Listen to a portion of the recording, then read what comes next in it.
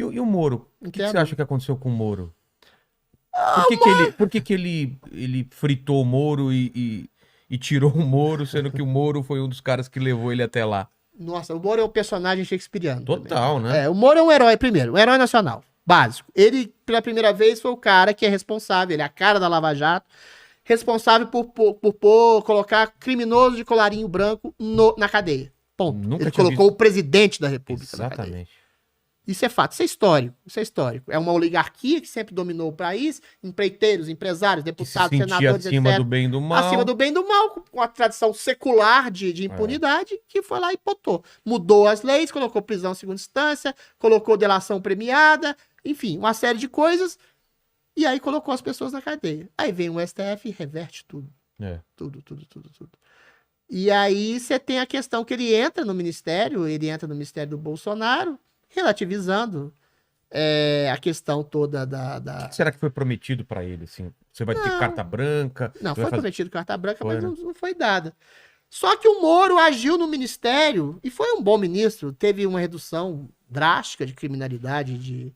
Ele conseguiu isolar os chefes do PCC, do crime organizado, fechar as fronteiras, melhorou a questão de homicídios, etc. Enfim, tem números bons a ser apresentados no único ano que ele ficou. Só que o Moro, como político, ele se comportou como juiz. Aí a questão o grande mal do governo foi a proteção que o Bolsonaro deu ao Flávio. E aí Eventualmente havia uma perseguição a ele, Bolsonaro, como presidente, achando que ele queria interferir na Polícia Federal, mas nunca se sabe se ele queria ou não interferir. Porque ele não foi nem deixado fazer a transição. O Alexandre de Moraes tinha tanto ódio dele que ele não conseguiu colocar o chefe da Polícia Federal. Eventualmente, eu acho que ele queria, assim, de alguma forma, né? Parece proteger o filho, É. mas sem necessariamente conspurcar. Ele queria, parece que, trocar um juiz da vara do Rio de Janeiro, que ele foi achava que perseguia. Tem indício, sim, da proteção. Eu já falei, já declarei aqui, já declarei em vários outros lugares que o presidente quis, sim, proteger o filho. Isso é mais ou menos óbvio. Agora, não sei a que custo, né? É. Ele não corrompeu, não deixou corromper ninguém, mas, eventualmente, acabou com a Lava Jato. Ajudou, pela leniência, pela letargia, pela omissão, a destruir a Lava Jato. E isso eu acho que foi incomodando o Moro. Então, eu percebo as razões dele sair do governo. Agora, sair atirando no governo, dizendo que o governo é corrupto, que o governo é isso, que o governo era aquilo, sem nenhum tipo uma prova cabal de uma interferência direta. Ele, que é juiz, foi um péssimo político. A articulação política dele, eu acho que ele achou que ele era maior do que o governo. Você fala que ele foi mais juiz do que político. Ele foi juiz, porque o cara... Não adianta. O que a gente falou aqui antes? Que você tem que conversar com Satanás, você tem que, de alguma forma, amolecer alguns princípios sólidos que você tem para criar exatamente um princípio mais sólido mais adiante, ou em benefício da população. Ou seja, você tem que fazer um jogo de cartas marcadas. Você tem que abrir mão de alguma maneira. Infelizmente, isso é um princípio maquiavélico de alguns princípios éticos que você tem para criar algumas virtudes lá na frente. Senão você não consegue governar. Agora, o Bolsonaro não fez só isso, ele também protegeu o filho. E ele percebeu isso e caiu fora e achou que queria demonizar o governo. Só que ele não tem o senso de proporção. Saber que o Bolsonaro tem esses defeitos no governo dele, mas não era um governo Lula, que era um governo hegemonicamente corrupto nas suas entranhas. Então é o grau de proporcionalidade que faltou ao Moro, grau de proporcionalidade que faltou ao ego dele. Eu acho que ele achou que ele era maior que o governo, que ele era considerado um herói. Só que, surpreendentemente, para alguns, não para mim, o Moro se tornou refém do bolsonarismo.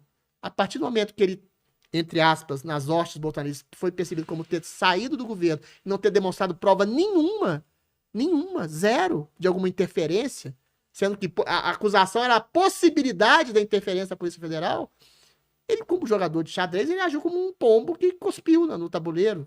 Aí as pessoas não entenderam. E aí ele ficou, que já não tinha com apoio, com ódio da esquerda e com ódio de uma direita que o havia acolhido, mas havia percebido nele o que esse cara fez no governo. Ele sai atirando sem demonstrar nada. Então, assim, eu acho ele como juiz um herói, mas como político, eu acho ele hoje um homem político, quer queira ele ou não, porque ele foi empurrado para isso, ele é um símbolo político da nação. Quisesse, ele foi. Eu acho ele um mau político. Eu acho ele um mau político no sentido de não perceber nuances, não saber estabelecer diálogos, princípios, relativizações, saber que ninguém no mundo político é santo. saber que as negociações são muito complicadas, são muito turvas. Você pode servir a um presidente que tem a melhor das intenções, mas tem umas máculas morais também. Então, assim, essa falta de relativização, que é a coisa do juiz peremptório nas suas decisões, é o que prejudicou ele como político. Agora, também acho que, depois que ele saiu do governo, aí houve uma tentativa não, execução, né, monstruosa de destruição da Lava Jato e da reputação dele mesmo. E ele ficou em silêncio. Isso que foi mais estranho, silêncio, né? Nem acho Tanto estranho, da pode ser esquerda quanto medo. da direita. Pode ser mesmo? medo. É medo de ser preso. As pessoas queriam acabar com ele. Mas, eventualmente, ele podia se transformar no mártir se ele falasse, se ele... Agora, o silêncio dele deixou as pessoas órfãs. Porra, todo mundo que acreditou num combate efetivo à corrupção, um combate moral, de ver pessoas graúdas, ricas, corruptas na cadeia. Você vê um Gilmar Mendes vociferando como se fosse um satanás, falando que nunca viu uma injustiça tão grande, soltando bandido, aquelas cenas asquerosas, de juízes que todo mundo sabe que são safados, sem vergonha, falando, demonizando a Lava Jato, demonizando o Moro, e ele em silêncio, sem falar nada.